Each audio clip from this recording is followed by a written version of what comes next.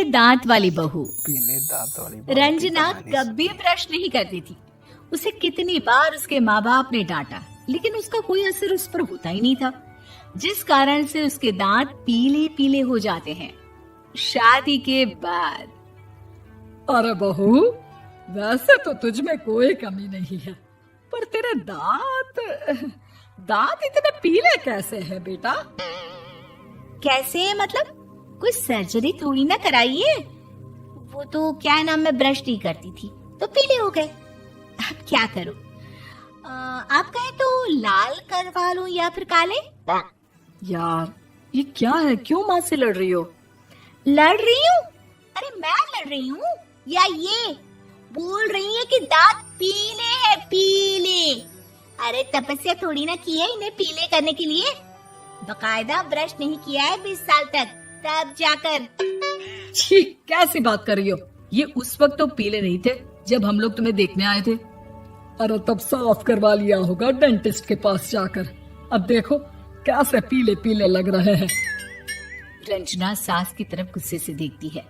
फिर शुरू हो गई पीले पीले पीले।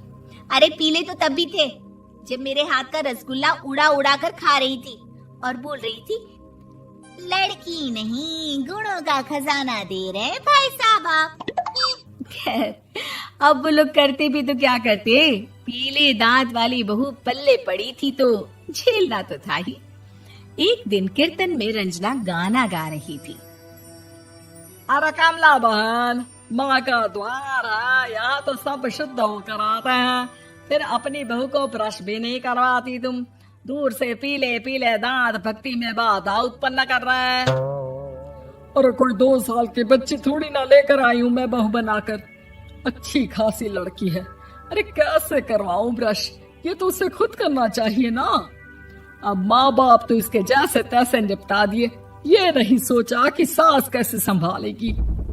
सास बहू को लेकर घर आ जाती है, लेकिन सोच लेती है कि अब इसे लेकर कहीं नहीं जाएगी। अगले रोज बहू कहती है, अरे क्या हो गया, मंदिर नहीं जाना क्या? कीर्तन का वक्त हो रहा है। मेरी मधुर वाणी से कान्हा जी जागते हैं और सोते हैं। आप तो जानती है ना उनकी भक्ति में कितना मन लगता है मेरा।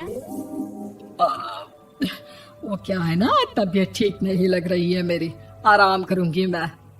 तबीयत ठीक नहीं लग रही? अभी तो मिथुन के गाने पर नाच रही थी आप, और अब बोल रही है कि तबीयत ठीक नहीं लग रही। अरे भक्ति में मन लगा लो सासू माँ, ऊपर जाना है, क्या मुंह दिखाओगी आप? हाँ? सास को बहू की बात पर गुस्सा आ जाता है। मैं क्या मुंह दिखाऊंगी, इसकी चिंता तो ना कर, समझी?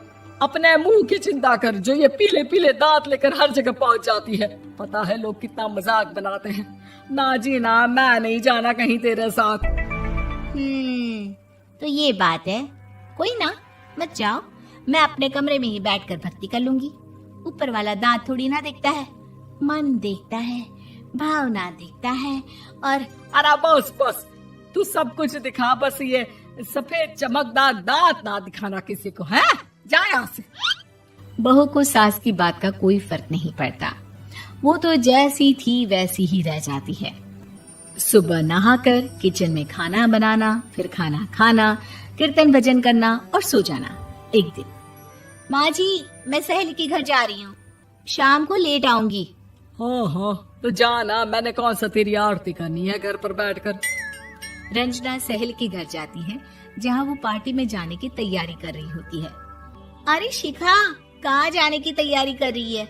मैं गलत वक्त पर आ गई क्या?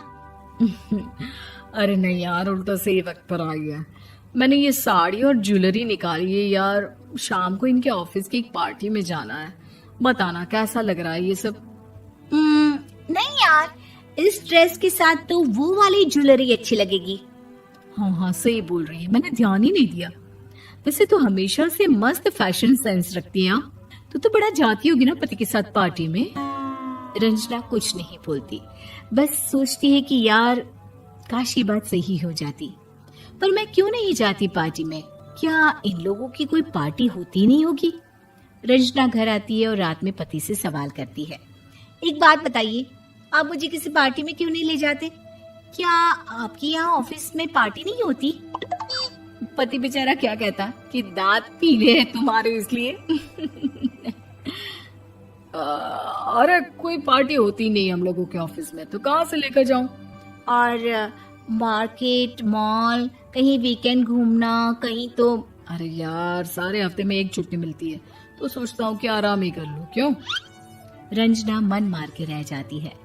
पहले कभी सास के साथ मंदिर जाया करती थी, लेकिन वो भी सास ने ले जाना बंद कर दिया। घर बैठी बैठी रंजना बोर हो जाती है। तभी उसे आइडिया आता है और वो मायके जाने का सोचती है। सासू माँ, 2 दिनों के लिए मम्मी के घर जा रही हूँ। अच्छा ठीक है, आराम से जा। और हाँ, माँ से कुछ अच्छी आदत सीख कर आना कि कैसे शरीर के हर भाग की तरह दांतों की सफाई भी जरूरी होती है, समझी? शुरू हो गई ना आप। वो लोग आपकी तरह नहीं है कि छोटी छोटी बात का बतंगड़ बना दे। उन लोगों के लिए मैं मायने रखती हूँ, ना कि मेरे पीले पीले दांत। रंजना माँ को बिना बताए उन लोगों को सरप्राइज देती है, लेकिन जैसे ही वो दरवाजे पर पहुंचती है, अंदर देखती है कि घर वाले कहीं जा रहे होते हैं। अब माँ, काश रंजना दीदी के दांतों वाली प्रॉब्लम नहीं होती, तो वो भी हम लोगों के साथ चलती ना बुआ जी की बेटी की शादी में। हाँ बेटा, लेकिन अब उसे कौन समझाए कि उसको उसके पीले दांत नहीं दिखते, लेकिन उसके आसपास के लोगों को कितना एम्बैरेसिंग फील कराते हैं। मुझे तो कितनी बार उसके स्कूल की टीचर ने शिकायत की कि उसके साथ कोई लड़की बैठना भी नहीं चाहती, और ना ही कॉलेज में कोई उससे बात करना चाहता था। लेकिन पता नहीं क्यों उसे ये बात समझ में ही नहीं आती। कोई कमी नहीं है उस लड़की में, बस यही कि दांत पीले हैं। वो तो भला हो जीजा जी और उनकी माँ का, जो दीदी को जैसी है वैसे ही रखा हुआ है। रंजना को अपने घर वालों की बात सुनकर बहुत दुख होता है। वो सोचती है कि वो क्या करे, लेकिन फिर वो सीधा डेंटिस्ट के पास जाती है, अपने दांत चमकाती है और कसम खाती है कि वो रोज ब्रश करेगी। अरे क्या हो गया? तुम तो 2 दिनों के लिए गई थी ना, पर कोई ना, अच्छा है, चलो आ गई तो। रंजना सास के सामने आकर खड़ी हो जाती है और पूरी स्माइल करती है, उसके चमकदार दांतों को दिखाती हुई। हैं? चले मंदिर। माँ, मुझे माफ कर दीजिए, मैंने आप लोगों को बहुत एम्बैरेसिंग फील करवाया। मैं आज से रोज ब्रश करूंगी।